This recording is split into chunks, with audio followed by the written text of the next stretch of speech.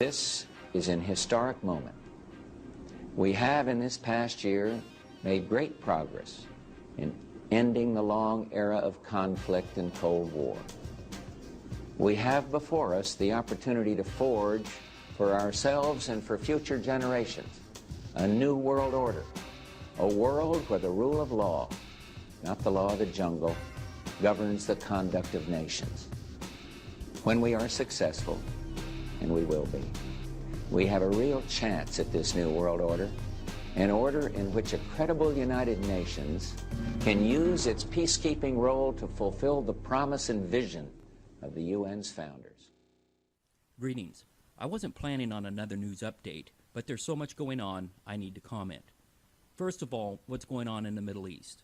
In Libya, we saw Muammar Gaddafi captured and killed. The United States spent another $1 billion to help overthrow this dictator. Does this mean that we'll have peace? No, on the contrary. When secular dictators such as him are removed from office, the people don't always respond as the one-worlders had hoped. Just as when Palestine had free democratic elections, they voted in a hardline Muslim group. They voted in Hamas. We, the international community, which is a nicer term for the New World Order, are not going to negotiate with them. They were given free elections, but they didn't vote for the party we wanted, so we're taking our ball off the court. We refuse to play. It seems the same thing is happening in Libya. The transitional government leader, Mr. Mustafa, set out a vision for the post-Gaddafi future with an Islamic tint, saying that the Islamic Sharia law would be the basic source of legislation in the country, and that existing laws that contradict the teachings of Islam would be nullified. So once again, we have a real possibility for another radical Islam nation to enter the stage of the regional conflict. But it gets better. We saw President Obama give a speech this week where he declared he was bringing the troops home as promised. Well, if we remember, he was going to start bringing them home within 6 months of becoming president. But the truth be told, he isn't bringing the troops home. They are being kicked out. The exit date was sealed well before Obama took office in 2008. President George W. Bush approved a deal calling for all U.S. forces to withdraw by December 31st, 2011. Stretching more than 8 years, the war has cost the United States heavily.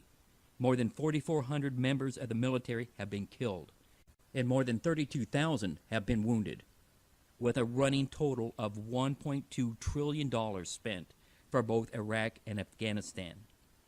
And what do we have? And this brings me to the next country, Afghanistan. The president of Afghanistan said, "God forbid, if ever there is a war between Pakistan and America, Afghanistan will side with Pakistan. If Pakistan is attacked, and if the people of Pakistan needs Afghanistan's help, Afghanistan will be there for you." You see, these people will flip the switch and do something totally unexpected, just like they did with the voting for Hamas. So the country we helped liberate from the Taliban and Al-Qaeda openly opposed the USA if action is taken against Pakistan. So how many lives were lost? How many soldiers wounded and permanently maimed? And at what cost? Our country is broken because we follow these one-worlders into battle and we've turned our back on God. Their mantra continues to be order through chaos. They have chaos. So where are they taking us? Okay, so what have I always told you? Regardless of what chaos and mayhem is going on around the world, never, ever take your eyes off of Rome. Isn't that right? On October 27th, the Pope will travel to Assisi to celebrate the 25th anniversary of the World Meeting for Peace. The historic event was first created by John Paul II, and at that time it was attended by representatives from the world's major religions. Cardinal Roger Echegaray was in charge of organizing the meeting at that time because of his role as the president of the Pontifical Council for Justice and Peace. He says the meeting was one of the best ideas of the Polish Pope. It was a bold idea, something truly new, and we can say prophetic. Interreligious dialogue can't be understood nowadays without Assisi. The meeting was a huge step forward in relations with non-Christian beliefs, because until then, the Catholic Church had only reached out to other Christians. Despite the advances, some say there's still more to be done to reach a fuller interreligious dialogue. The cardinal warns that de-Christianizing the world could also be a threat to peace. Both Christians and members of other faiths are showing that religion is a sign of allegiance to the God of peace. Once again, the Pied Piper of ecumenism is bringing the world's religions to Rome. It doesn't matter what God you worship or how you worship, we all believe in a loving God. Therefore, let's hold hands in praise. But you already know that's not what Scripture says. Jesus Christ, Yeshua, is the way, the truth, and the life, and no man cometh unto the Father except by him. We are told to come out from among them, to separate ourselves. Do not be partakers of their error. We are not to come together and tell them Godspeed, for Scriptures tells us if we do that, we become partakers in their sin. And if you love the Lord, you wouldn't want to do that, would you? But Rome will clasp hands with anyone who will give her an inch of authority. Anyone willing to set aside revealed truth. Anyone willing to bow their heads to a man called Pope and Holy Father.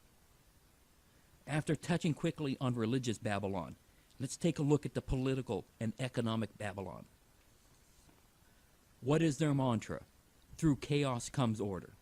Rome and the European Union are responsible for this mess. You know, the Roman Catholic Church and the Vatican never recognized the Israeli state to exist until relatively recent days. The Vatican's embassy opened in 1994 because they were too busy trying to recreate a Holy Roman Empire.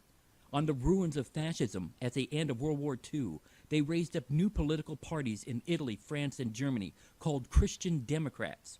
The prime ministers of those nations, established by the Treaty of Paris in 1952, founded the Iron, Coal, and Steel Community. This institution eventually became, under the Treaty of Rome in 1957, the Common Market, and from which today, through a host of other treaties, has become the European Union, an embryonic United States of Europe. The countries gave up their sovereignty and accepted the euro as their common coin. We've seen from the news how the nations entangled in this EU web are financially struggling, especially in Greece. It's all falling apart. But alas, the Vatican has a new solution for the chaos at hand. In light of the economic crisis, the Vatican released a proposal to tackle the world's financial market. The document, titled Reforming the International Financial System, was presented at the Vatican press office. The document says the market needs a so-called global public authority that can make sure all players are following the rules of the game.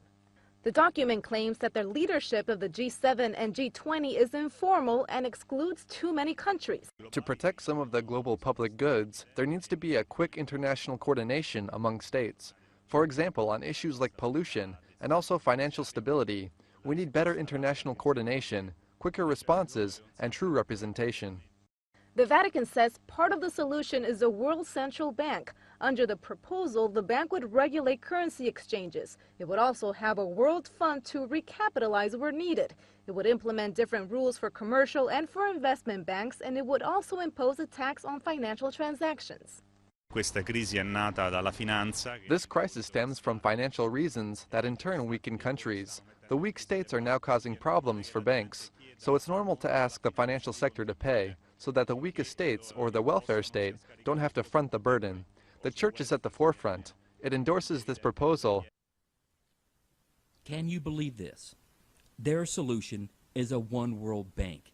That is the solution being put out by the Vatican.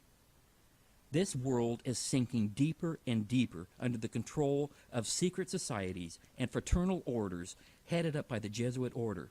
And we have the Pope, the happy and holy face on an evil clown, trying to bring the people to heel under the guise of a new world order. People, we need to pray.